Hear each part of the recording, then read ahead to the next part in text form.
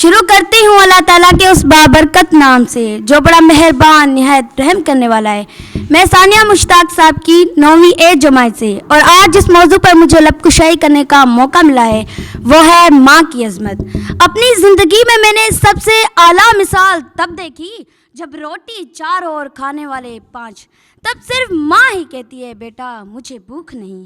یہ کامیابیاں، یہ عزت، یہ نام تم سے ہے. یہ کامیابیاں، یہ عزت، یہ نام تم سے ہے. خدا نے جو بھی مجھے دیا وہ مقام تم سے ہے. تمہارے دم سے میرے لہو میں کھلتے گلاب. تمہارے دم سے میرے لہو میں کھلتے گلاب.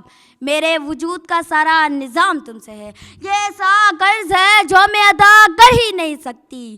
یہ ایسا قرض ہے جو میں ادا کر ہی نہیں سکتی. میں جب تک گھر نہ لوٹوں میری ماں سجدے میں رہتی ہے. اگر تم 70 سال تک خانہ کعبہ کا طواف کر کے اور اس کی نیکیاں اپنے ماں باپ کو ہدیہ کر دو تب بھی تم ان کے آنسو کا ایک قطرہ بوجھ ہلکا نہیں کر سکتے.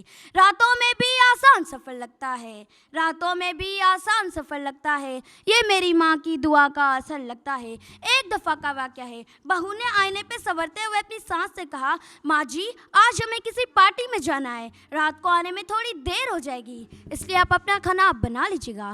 ساس نے کہا بیٹا مجھے چولہا چلانا نہیں آتا، بھلا میں کھانا کیسے بناؤں گی. بیٹے نے کہا آپ سن کر حیران ہو جائیں گے. بیٹے نے کہا ماں پاس میں جو دربار ہے وہاں آج لنگر ہے، تم وہاں چلی جاؤ، کھانا بنانے کی کوئی نوبت ہی نہیں آئے گی. ماں کی دل کی ہر چیز سے گر پڑی. ماں صحیح ہے خاموش ہو گئی اور چپ چاپ کر اپنے چپل پہن کر دربار کی اور چل پڑی. یہ سارا واقعہ ان کا 10 سال کا بیٹا سن رہا تھا. راستے میں اس نے اپنی ماں سے کہا کہ ماں جب میں بڑا ہو جاؤں گا تو میں اپنا گھر ایک دربار کے قریب میں بنواؤں گا. ماں نے بڑی حیرت سے اپنے بیٹے سے پوچھا بیٹا بھلا ایسا کیوں؟ تو بیٹے نے جواب دیا کہ ماں جب مجھے کسی پارٹی میں جانا ہوگا تو تم بھی لنگر کھانے جاؤ گی نا، اور میں نہیں چاہتا کہ تم کسی دور سی دربار میں کھانا کھانے جاؤ. لبوں پہ اس کے کبھی بد دعا نہیں ہوتی. لبوں پہ اس کے کبھی بد دعا نہیں ہوتی. بس ایک ماں ہے جو کبھی خفا نہیں ہوتی. عمر بھر خالی یوں ہی ہم نے مقام رہنے دیا. عمر بھر خالی یوں ہی ہم نے مقام رہنے دیا.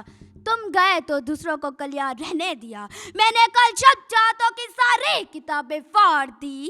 میں نے کل چھپ چاہتوں کی ساری کتابیں پھاڑ دی. صرف ایک کاغذ پہ لکھا شبد ماں رہنے دیا. تیرے ہاتھوں کی کرامت کی تو پھر بات ہی کیا ماں، مجھ کو تو تیرے قدموں کی مٹی بھی شفا دیتی ہے. ماں ایک مدت سے سوئی نہیں. میرے راتوں کا ایک بار کہہ دیا کہ مجھے راتوں کو ڈر لگتا ہے. میرے دل کی مسجد میں جب بھی تیرے یادوں کی اذان آتی ہے، میرے دل کی مسجد میں جب بھی تیرے یادوں کی اذان آتی ہے، اے ماں میں اپنے آنسو سے وضو کر کے تیرے جینے کی دعا کرتی ہوں. شکریہ.